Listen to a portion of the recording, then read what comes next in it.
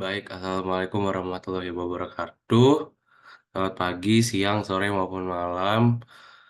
Prof. Aryo di sini dari kelompok 9 akan mempresentasikan atau akan eh, menjelaskan tentang tugas besar yang kami ambil, yaitu control valve system, terutama pada water leveling di suatu tub. Jadi izinkan untuk memperkenalkan diri. Nama saya Albertus Edi Budijarto. Di sini saya didampingi oleh Ariel Putra Dewa Aramadan beserta dengan Muhammad Aksal Hamam. Baik, saya akan serahkan kepada Ariel. Baik, perkenalkan kembali nama saya Ariel dengan NPM 22060559196. Oke, di sini buat studi kasus sistem pengendaliannya, jadi bisa kita lihat ada dua tangki, lalu ada R itu sebagai valve atau resistannya, juga sebagai outflow-nya. Itu ada R1 sebagai outflow di tank 1 dan R2 di outflow di tank 2. Lalu ada tempat air masuk, itu ada di atas Q plus Q. Lalu ada beberapa nilai parameter seperti C1, C2, R1, R2, di mana C1 2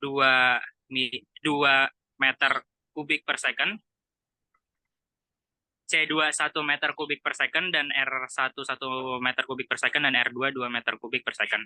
Jadi contoh kasus yang kami ambil yaitu sistem kontrol valve yang khususnya buat mengatur ketinggian air pada tangki 1 dan tangki 2. Oke, boleh di next. Oke, jadi di sini pertama-tama kita mau buat free body diagramnya dulu buat mencari persamaan pemodelan matematikanya atau GS. Nah, jadi bisa kita lihat kita bisa pakai persamaan kontinuitas dan laju aliran keluar atau outflow-nya. Di sebelah kanan sudah ada persamaannya. Bisa kita substitusikan, jadi dapat tangki 1 dan tangki 2, Q1 sama dengan H1 min H2, atau perbedaan level tingkat air di tinggi air di H1 dan H2 dibagi R1, dan di Q2 yaitu H2 per R2.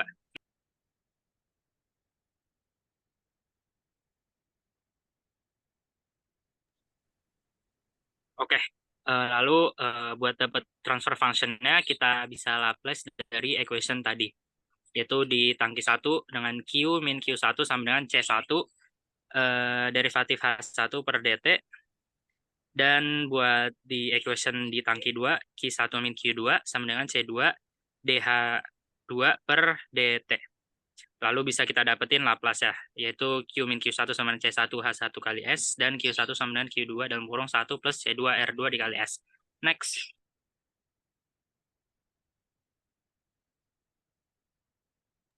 Nah, terakhir ini kita bisa buat jadi transfer function yang open loop dengan cara mensubstitusikan, dan akhir-akhirnya bisa dapat persamaan GS-nya yaitu 1 per S dalam kurung C1 R2 plus C2 R2 S plus 1 dikali C1 R1 plus 1.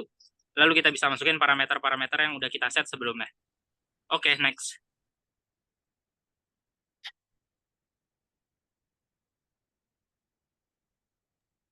Nah, selanjutnya saya akan menjelaskan mengenai tugas 1, yaitu mencari damping ratio, natural frequency, rise time, dan lain-lain pada persamaan transfer function yang telah kita dapatkan sebelumnya. Jadi sebelumnya biasanya kita akan mencari natural frekuensi terlebih dahulu atau omega n. Jadi omega n kuadrat itu sama dengan 16, sehingga kita dapatkan omega n sama dengan 4.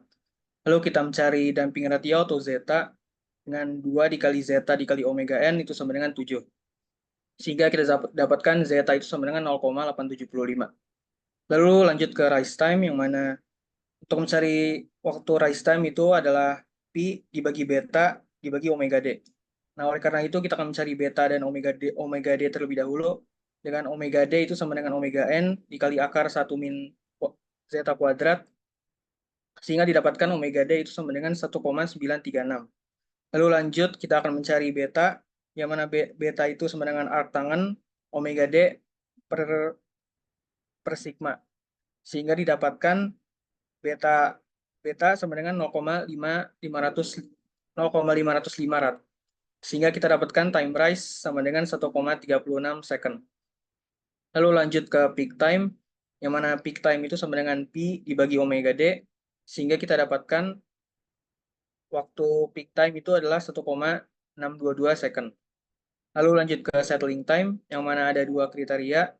Untuk kriteria pertama, yang mana 2% dengan rumus TS sama dengan 4 dibagi zeta dikali omega n. Sehingga didapatkan settling time untuk 2% itu sama dengan 1,142 second. Lalu lanjut ke kriteria 5%, yang mana rumusnya adalah TS sama dengan 3 dibagi zeta dikali omega n. Sehingga didapatkan TS sama dengan 0,857 second.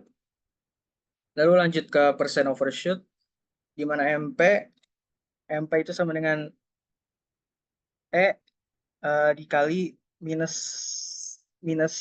Pi per akar 1 minus zeta kuadrat. Sehingga didapatkan MP sama dengan 0,0034. Sehingga persen overshoot tinggal kita kali 100%, itu sama dengan 0,34%. Next.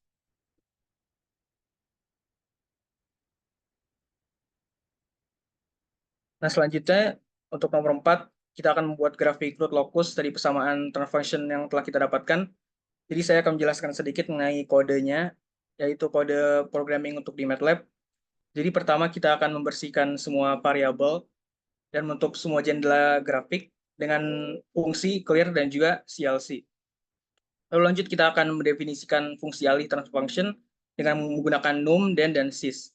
Jadi num ini merupakan mendefinisikan koefisien fungsi pembilang, sedangkan den mendefinisikan koefisien fungsi dari penyebut.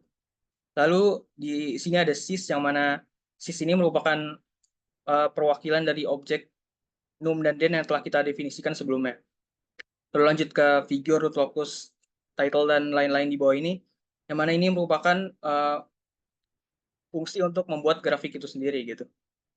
Nah, jadi dari kode ini kita bisa dapatkan grafik di bagian kanan ini, yang mana jika kita lihat pol-polnya ini berada di sisi kiri, yang mana artinya transfer function yang kita dapatkan ini merupakan transfer function yang stabil. Nah, terus jika kita lihat juga di grafik ini ada semacam lintasan, yang mana lintasan ini merupakan lintasan pol ketika ia bergerak seiring dengan pertambahan nilai K gitu. Next.